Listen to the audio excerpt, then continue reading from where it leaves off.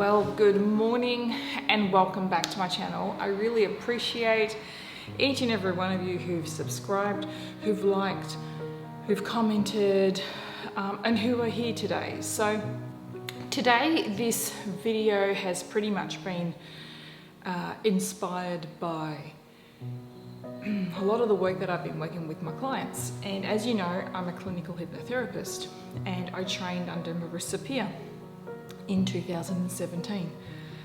And that led me onto an incredible journey and to pretty much the job I have now. The last 18 months, almost 2 years, has been a very tough and rough journey for a lot of people. So this video comes into a completely different realm of what I normally do. But I just wanted to really reiterate some of the issues that a lot of people are facing, even the ones who are not talking about it. There are a lot of people out there who need your help, who need my help. And it comes down to choices. And so the essence of this whole video is, when are we going to respect other people's choices? When are we going to respect that everybody is different? There's 7 billion people on a planet. There's 7 billion different points of view. There's 7 billion different belief systems that each and every individual human being has. We are a product of our programming. And just to touch on a couple of little things. So I think the question is why aren't people respecting other people's choices? And you know what I'm going to go into, and it's always been like, I'm not going to talk about these topics and stuff, but this is what has been in the last maybe 12 months such a big issue for people. People are suffering more anxiety, they are suffering more depression, they are suffering hopelessness and helplessness. They are feeling that there is no hope left in this world because everybody has become a follower in a sense. That they lost their individual thought, they thought they lost their individual characters because everything was all about a magic word, COVID. And with all the mandates and all the, I guess what they're saying is, and this is what a lot of people are worried about. They're worried about mandates that will become law, that will become a regular part of life. And they want that freedom that they had pre-COVID. Now, I'm not here to rain on anybody's parade. I'm usually the most optimistic person. But we will never go back to life as we knew it pre-COVID. And there are a lot of factors as to why. We have to stop trying to live in that past. We were almost like naive and carefree, and then COVID hit, and all of a sudden it was like a ton of bricks falling on everybody. But the truth is that we're all really resilient. We've all lived through it. And let me rephrase that. The majority of us lived through it. Now, I don't know about you, but there are a lot of people we've lost along the way. We've lost a lot of people to COVID. We lost a lot of people to depression. We've lost a lot of people to anxiety. And we've lost a lot of people who've actually lost hope. And they did lose hope. We're talking about elderly. We're talking about the youth. We're talking about the middle-aged. We're talking about even people in their 30s. We've forgotten the people who suicided along these last 2 years. The people who suicided because they actually felt they had no support. The people who suicided because they felt there was no hope left in this world. The people who suicided because they didn't get the compassion that they needed from someone. Just a smile can make the biggest impact on someone's life, right at a crucial moment when they just needed it to save their life. With all the stuff that's happening in the world, I'm here to tell you now that we need to figure out when enough is enough. We need to figure out when is it okay to discriminate against people who've chosen willingly, consciously to not get a vaccine. We have to also realize that the people who are vaccinated, that is their choice. That is completely their choice.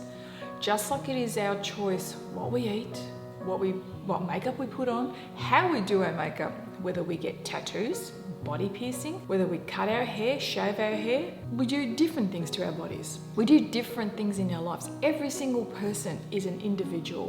What I found a lot of my clients came here was mainly anxiety and depression. So when my clients come to me, it used to be completely different a year and a half ago. It was usually weight loss, smoking, self-sabotaging, getting rid of certain habits. Now it's about depression and anxiety. I know Marissa Peer always talks about not being enough, and that is so true. That is the fundamental core reason of a lot of our belief systems and why we self-sabotage.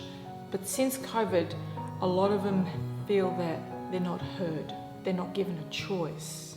Not that they're not enough, they're not given a choice. And they feel like they are helpless and they're just lost in an ocean where they are unacknowledged. They're not acknowledged. They're just lost.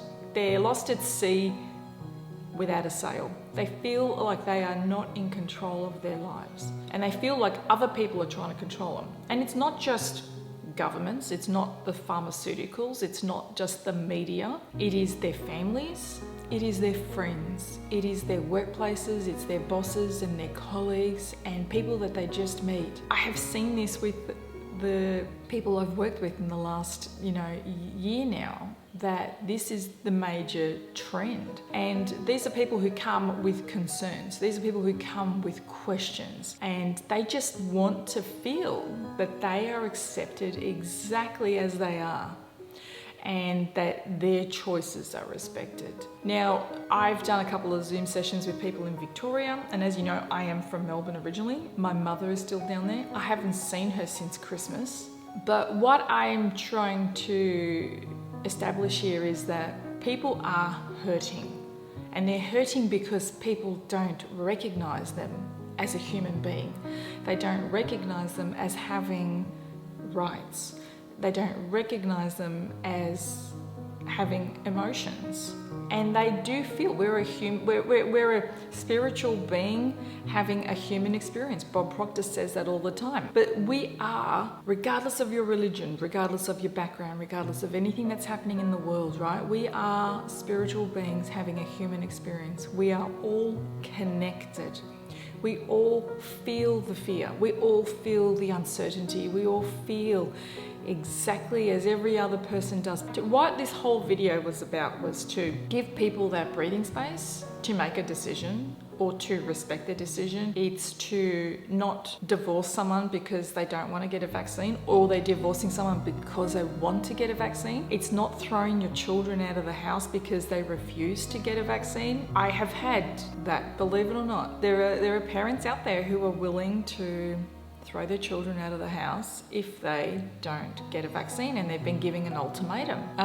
So I've also had spouses who are arguing with each other because one of them is really pro-vaccine and the other one is anti-vaccine.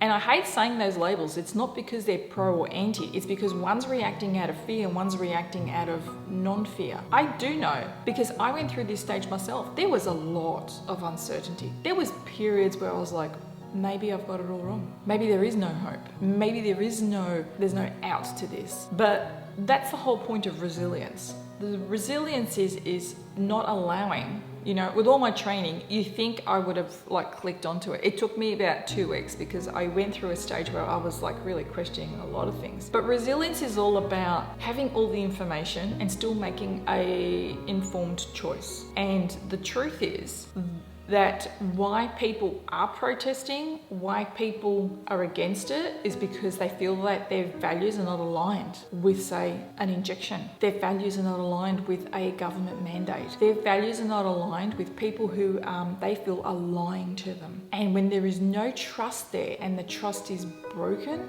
then they are going to resist. They're going to resist and make their own informed choices. And that is perfectly fine because they're not reacting out of fear. Now, I also understand that people are fearful. I've had a friend who said that the only reason why she got vaccinated was because her family physician said, you will die if you don't get the vaccine. So she actually panicked and went and vaccinated the whole family. And that was on some doctor's words. And sometimes you got to realize when you need to filter out what is truth and what is not true. And yes, people can die of COVID, just like people have died of the influenza virus before COVID came along. And hundreds of thousands of people died pre-2020 due to influenza virus. Millions of people die of cancer every year. Hundreds of thousands of people die of cardiovascular disease. And hundreds of thousands of people die of obesity. But we don't look at that as a pandemic. So there's a lot of things to rationalize. This is what has been coming out. People are questioning, well, we have an obesity problem. Why aren't we targeting that? We have a cardiovascular problem and a cancer problem. We have hundreds of thousands of people who've got autoimmune. Why aren't we targeting that? That is bigger than COVID. And that's a good question. Why aren't we targeting that? Why aren't we targeting health as the main concern? I do understand that when COVID hit, it changed everybody's lives. It changed our perception of our safety net. So when we feel that we don't have a safe harbour, when we feel that we are prisoners in our home with all these lockdowns, we start to get depressed. We start to get anxiety. We will do whatever it takes to feel that safety again, to feel what it was like to wake up every day and look forward to going to work, having the life that we've had up until then. And COVID threw the spanner in the works. The lockdowns, should I say, really threw the spanner in the works. And the lockdowns really created a huge mental health issue. And I see it even here in Queensland, but I see it with my clients who I do on Zoom from Victoria and New South Wales. Remember this, is it fair to punish someone for making a choice? And is it fair to discriminate because someone has been vaccinated or they've been unvaccinated? I think that we really need to look at why we are discriminating, why we think it's okay to discriminate, why it's okay to do that to people who have, one, worked all their lives, two, made this country as great as it is, three, they're tax-paying citizens, four, they're voting citizens. And yet we're discriminating against them and saying, you don't have the same rights as someone who's been vaccinated. Who is the oppressor here? Who is, I'm going to say it, who's the bully here? That is just blatant bullying. If you don't do this, you get punished. You don't get the same rights as every other citizen. And this isn't just for Australia, this is worldwide. My question is, when is enough enough? When is it okay to segregate people? I thought slavery was abolished. That was what one of my clients said. I thought slavery was abolished, but it seems it hasn't. It's come in a different form. I do understand exactly where that person was coming from, because they were in a job that they absolutely loved for 20 plus years, and yet their work requirement was to be vaccinated. And they were tossing up whether, do I get a vaccine that I don't believe in, that I choose not to have, and for the reasons that they had, or do I just shut up, suck it up, and just take it, even though I don't feel comfortable doing that? They felt like they were pushed into a corner. And this is what I wanted to say. The reason why people protest is also because they are pushed into a corner. They're pushed into a corner and they are retaliating. And to be honest, they are not troublemakers. They want to be heard. People who protest have a reason to protest. And that reason may not align with your values, but it really aligns with their values. And this is where I'm saying is that we all have a difference of opinion. We all have a different belief. We all grew up in different cultures, in different households with different religions. And we grew up on the poor side of the tracks or the extremely rich side of the tracks. We may be born into royalty or celebrities, or we could be the poorest person in a third world country. It makes no difference what your race is, what your skin color is, and what your religion is. The truth is, we are all human beings. We all are a spiritual being. We all feel, and we need to realize that when someone makes that choice, we need to respect it.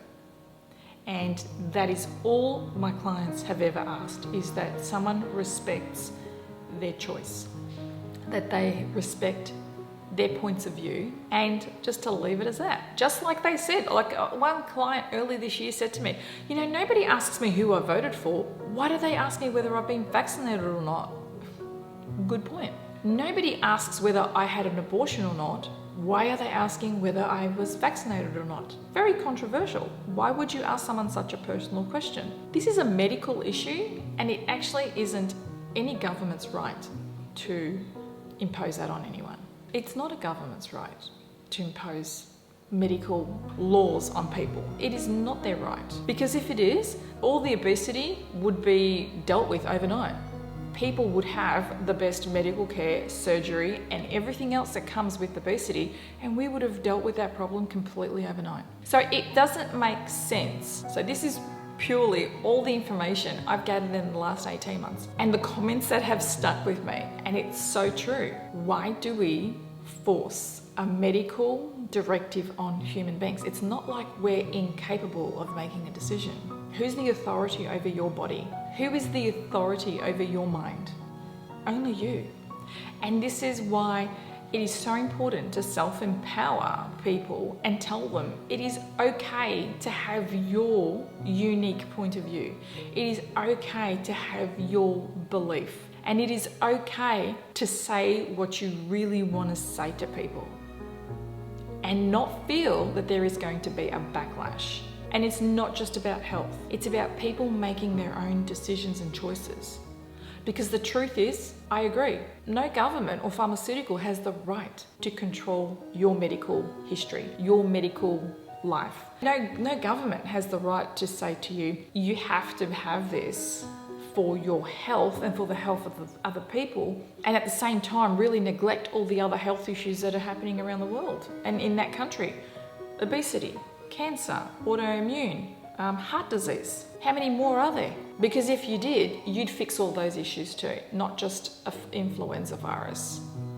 It's just using a little bit of common sense and trying to steer away from the fear. And if you want a tip, what a lot of my clients have done in the last 18 months, 90% of the people I have seen have literally switched off their TV, and they do not watch the news.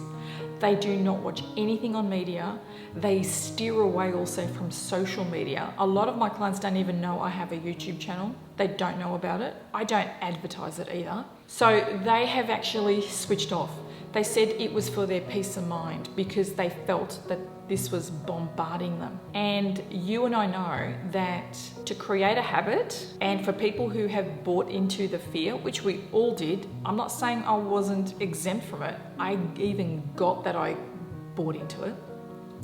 When you're watching the same negativity, when you're watching, say, the same film over and over again, you know every single line that's coming up, you know every single scene. It's embedded now into your subconscious. Sometimes you'll be in a position where you're in a cafe and something happens, or you hear the music of this particular movie and you remember the words. It's like this playback in your mind. It's because it's in your subconscious. You've watched this so many times, it's created a habit. It's embedded, it's created a new neural pathway. That's the movie you remember. Now, when you're watching television every single day since COVID, because I know a lot of people did, now everybody's glued to their, especially the first 6 months, everybody was really glued to their TV sets. What happened is that they literally hypnotized you. They hypnotized you, and then they created this belief system. And the belief system is that without an injection, you're not safe. And I get it, because it is exactly how I had to rationalize and filter out what is my belief. I had to stop and look at and do self-reflection and go, what is my belief and do I let that in? As someone who's been doing hypnotherapy for 4 years and I'm conscious of a lot of things, I know when to switch things off. Now the reason is that I don't normally watch TV, but if it's on and I hear something, I switch it off. I don't want that to be embedded into my subconscious. So it is a conscious choice, and it's really hard when 99% of the people don't get that they have been programmed. They don't get that television, that the news and the media have actually installed a new program into your subconscious. Because once it's in the subconscious, it's really hard to get it out. You don't know why you're reacting. I know people who were the most incredible human beings pre-COVID, and then after COVID, when they got vaccinated, they became literally totally different characters. Now they have no compassion, and they're pointing the finger and blaming people who are protesting. They're blaming also unvaccinated people for this whole issue of COVID. It's almost ridiculously funny, but it's not. And so that's what I'm saying. The television, the media, the government, pharmaceuticals, whoever you want to blame, whoever you want to point the finger at, the whole thing is a collective. They have literally conditioned people to be from being a character to having a belief to having this belief now, that without an injection, you're not safe. And people who haven't been injected, you're the problem. But you and I know that's not the problem. You and I know that by segregating, separating, and discriminating against people is not fixing an issue. It is not fixing the problem. Melbourne's had over 1.5 years of lockdowns. It has not fixed the problem. Sydney had 4 months of lockdowns. It has not fixed the problem. And that's when my clients ask me, when is enough enough? How is it that it's okay with my family to hate me and not talk to me because I refuse a vaccine? Why is it okay that I have to get something that I don't believe in, get an injection because I just want to keep my job and have a pay packet? I'm not walking away from that. I spent 25 years in this job. And then you've got the people who have walked away. The people who said, enough's enough, time out, I'm not doing this bullshit anymore. And it's not that the unvaccinated people who've walked away from pay packets have more integrity. I'm not saying that, because let me tell you, I know the majority of people who've been vaccinated got vaccinated because out of 1 was fear, and out of 2 was for their jobs, and out of 3 is they had a belief that the government was right. You need to be vaccinated for everything. So I'm not discriminating and saying that that was the bad choice. Everybody has made a choice, and you've got to live with it and you've got to respect it. This was the whole thing of my video. And the whole thing is that you need to be aware of what you're letting in. When you are constantly watching stuff on replay, when you're watching it on a daily basis, you are imprinting into your subconscious mind. And so if you can be programmed in 1.5 years to really have this belief system, this new belief system, then guess what?